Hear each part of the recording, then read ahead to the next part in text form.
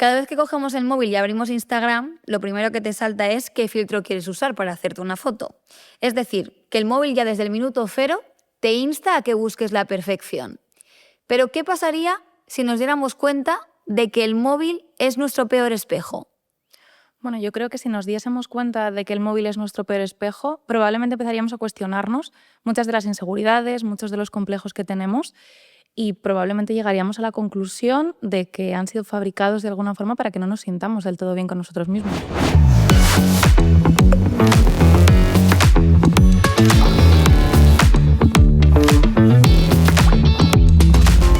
Esto que nos estás contando podría parecer la sinopsis de Black Mirror, de alguno de esos capítulos, pero lo cierto es que es la realidad de hoy en día de todos los jóvenes. Hemos aprendido a mirarnos a través de un móvil, a través de una fotografía, de una pantalla, hasta el punto de perder la concepción auténtica de nosotros mismos.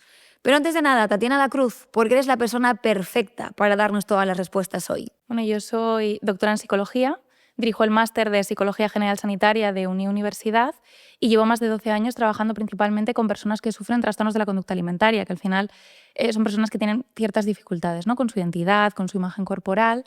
Y a lo largo de este tiempo he visto cómo la forma en la que nos vemos a nosotros mismos ha ido cambiando y a través de la investigación y la formación a otros profesionales, pues hemos ido viendo cómo podemos resolver esto, cómo podemos tratar de prevenirlo desde la infancia, ¿no? Desde que somos pequeños. Pues venga, vamos a empezar por la base del problema. A día de hoy, la autoestima ha dejado de ser una percepción interna y ha pasado a ser algo externo, algo que se apoya en una validación basada en likes, en comentarios, en visualizaciones. Tatiana, ¿qué pasaría si la única percepción válida de nosotros mismos fuera la que mostramos en las redes sociales? Aquí yo creo que tendríamos que hacer una matización porque la autoestima siempre ha dependido en parte de la opinión externa. Lo que pasa es que generalmente era de la opinión de la gente de nuestro alrededor, ¿no? La gente que conocíamos y que nos veía en los momentos buenos, en los momentos malos y que de alguna forma nos cuidaba, nos quería y nos apreciaba. El problema es que con las redes sociales accedemos a una mayor cantidad de población, ¿no? Podemos hablar con miles de personas y conocer la vida de miles de personas. Y además tenemos muchísimo más control acerca de qué es lo que enseñamos a los demás en estas redes sociales. Entonces, si nuestra percepción depende de lo que nosotros mostramos en esas redes sociales, probablemente vamos a estar mostrando una imagen muy diferente a lo que somos realmente. De hecho, ¿qué pasaría si lo que refleja las redes sociales, en lugar de ser lo que nosotros somos, reflejan lo que el algoritmo cree que queremos ser? Bueno, esto es algo que realmente tiene sentido. O sea, las redes sociales no tienen el objetivo de reflejar la realidad, ¿no? Más bien son un molde de la realidad. Esto es algo que ha pasado siempre, que ha pasado con cualquier medio de comunicación. Su objetivo es captar nuestra atención, modificar la forma en la que pensamos o las decisiones que tomamos. Lo que pasa es que generalmente cuando vemos un anuncio de televisión sabemos que están tratando de vendernos algo, pero cuando vemos las redes sociales muchas veces caemos en la idea de que es un agujerito a través del cual vemos la vida privada de los demás. Si caemos un poco en ese error de pensar de que esto es la realidad, vamos a generar una idea de la realidad muy distinta, muy dispar de lo que es la realidad en sí. Por tanto, vamos a acabar generando la sensación probablemente de que no somos suficientes, ¿no? De que tenemos que impostar mucho, que tenemos que esforzarnos mucho para llegar al nivel de los demás. Porque la satisfacción que tenemos con nosotros mismos depende de la distancia que hay entre la persona que yo me considero que soy y la persona que debería de ser. Y esto es natural y esto nos permite ir avanzando. Sin embargo, si los ideales que vemos en las redes son muy extremos, ¿no? Muy distantes, muy impostados, seguramente esa distancia entre lo que soy y creo que debería ser cada vez sea más grande y por tanto cada vez nos sintamos peor con nosotros mismos. ¿Qué pasaría si nuestra búsqueda constante de validación social fuera en parte un juego que no tiene final, en el que entras en una especie de bucle? Creo que la búsqueda de validación social en general nunca tiene final, ¿no? Somos personas, somos seres humanos y necesitamos vivir en sociedad y para eso necesitamos sentirnos queridos, sentirnos aceptados por los demás. Lo que pasa es que cuando buscamos esa validación en nuestro entorno es relativamente fácil de conseguir. La gente que nos quiere, independientemente de que un día estemos mejor, estemos peor, estemos más animados, más tristes, estemos más guapos, estemos más feos, van a estar con nosotros y nos van a apoyar. En las redes sociales esto es mucho más difícil. Al final, en las redes sociales siempre va a depender de lo que yo haga para ser validado y, por tanto, es mucho más difícil sentir que voy a ser suficiente. Vamos a imaginarnos el peor de los escenarios. Nos hemos dejado llevar y hemos caído en la esclavitud del algoritmo. Nos hemos obsesionado con la persona que creemos que queremos ser. En ese punto, ¿qué pasaría si los algoritmos moldean nuestra identidad? Pues seguramente que empezásemos a prestar atención y a considerar importantes cosas que realmente no lo son, ¿no? Si hacemos el esfuerzo de pensar en las personas que queremos de nuestra vida, nuestra pareja, nuestra familia, nuestros amigos, pues lo más probable es que cuando busquemos qué es lo que nos gusta de ellos, pensemos en los momentos que hemos pasado juntos, las situaciones agradables que hemos vivido, las risas. Sin embargo, cuando pensamos en las redes sociales y las cosas que se premian en las redes sociales no tiene nada que ver con eso, tiene mucho más que ver con la estética, con el mostrar, con el aparentar. Por tanto, probablemente acabaríamos construyendo nuestra identidad en base a cosas que no son tangibles, que no son positivas y que nos generarían una sensación rara, probablemente. ¿Qué pasaría si al intentar construir esa versión perfecta de nosotros mismos llegamos a desconectar de la realidad y vivimos en una especie de futuro imaginado? Bueno, en psicología es una frase muy manida el decir que las personas que viven en el futuro son personas que viven con ansiedad constante, ¿no? Si yo estoy tratando de controlar, tratando de buscar conseguir algo determinado en el futuro y me alejo un poco de mi realidad, lo más probable es que la mayor parte de las emociones que sienta durante el día sean bastante desagradables, porque constantemente voy a tener la sensación de que tengo que seguir esforzándome mucho para conseguir lo que debería ser natural, ¿no? Ser aceptado, ser validado, ser querido. ¿Qué pasaría si por vivir precisamente en ese futuro imaginado, en esa ansiedad constante, nos metemos en un bucle de frustración que realmente no nos han enseñado a sostener, no nos han enseñado a combatir? Pues sería una realidad complicada, porque el ir separándonos de nuestra realidad, ¿no? De la gente cercana que nos quiere, que nos cuida, hace que tolerar esas emociones sea mucho más difícil.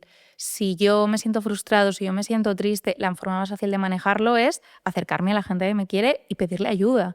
Sin embargo, si yo siento que la forma de sentirme bien tiene que ver con esa parte de exposición en las redes sociales, voy a seguir buscando constantemente obtener esa validación a través de aquello que me está haciendo sentir mal. Entonces me meto en un círculo vicioso en el que ya va a ser muy difícil salir. Me hablabas precisamente, Tatiana, de que esa búsqueda de perfección y de validación externa nos puede llevar a una ansiedad generalizada, y es algo que preocupa muchísimo.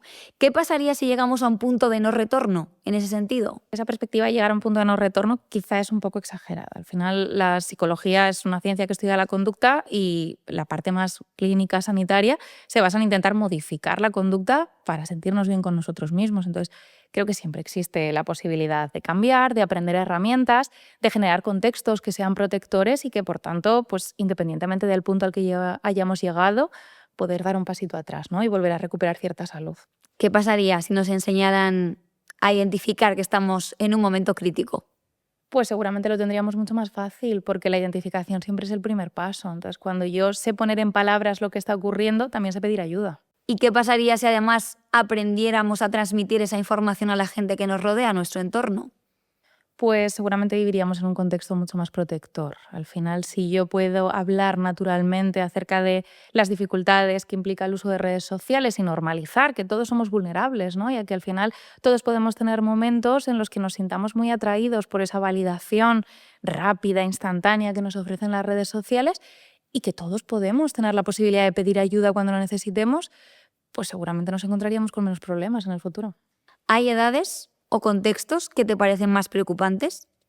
Sí, yo creo que, aunque creo que es importante dejar claro que cualquier persona puede ser vulnerable a las redes sociales, es cierto que cuanto más jóvenes somos, menos mirada crítica tenemos hacia la realidad que nos rodea, ¿no? Más fácil es que sintamos como real aquello que nos están vendiendo. Entonces, cuanto más jóvenes somos, yo creo que necesitamos más supervisión, más apoyo, más dirección para asegurarnos de que no nos acabamos metiendo en algo que no sepamos gestionar. ¿Qué pasaría entonces si nos diéramos cuenta de que en realidad aprender a usar, a manejar el móvil podría ser una parcela más de la salud mental a tratar? Bueno, es algo que yo creo que sí que se está planteando desde hace muchos años. De hecho, en la prevención de los trastornos de la conducta alimentaria, una de las formas más eficaces siempre ha sido el generar una mirada crítica de los medios de comunicación.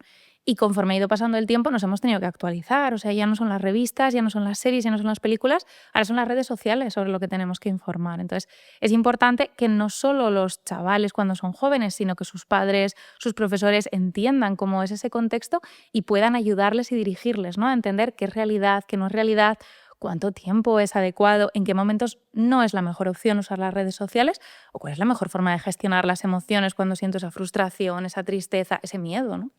¿Qué pasaría entonces con las redes sociales? ¿Empezaríamos a verlas como una adicción que puede ser grave y a la que debemos decir no? ¿Basta?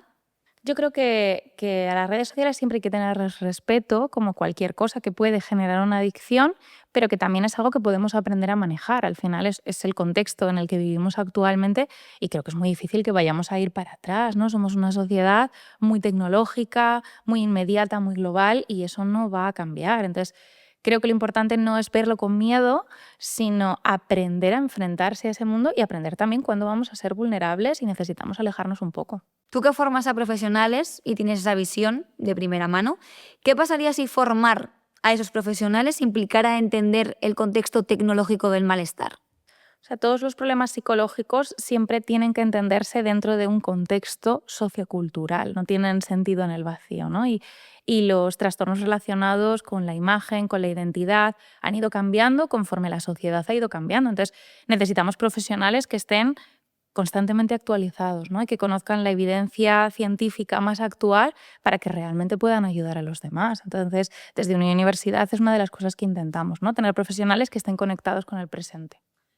Tatiana, una pregunta de rigor. ¿Tú crees que si nos dieran la posibilidad de volver atrás y que desaparecieran los móviles y las redes sociales, qué crees que pasaría? ¿Cuánta gente crees que aceptaría y dejaría de usarlo? Uf, qué complicado, porque creo que al final los móviles, las redes sociales, pues bueno, nos han traído muchas nuevas guerras, ¿no? y luchas que tener con nosotros mismos, pero también nos han traído muchas cosas positivas. Nos permiten conectarnos con gente a la que no vemos desde hace tiempo o que vive muy lejos, nos permiten obtener muchísima información, ¿no? Al alcance de la mano. Entonces creo que dejarlo completamente ahora mismo sería complicado. Pero sin embargo creo que probablemente sí que si la gente fuese consciente del poder que tienen las redes sociales sobre ellos, generaría un poquito más de distancia y trataría de marcarse unos tiempos y tratar de no sobrepasarlos. Gracias, Tatiana. Al final parece que todo se basa en ver cómo queremos interactuar con el mundo que hemos construido. La pregunta no es tanto si los algoritmos nos van a moldear como si vamos a dejar que efectivamente lo hagan.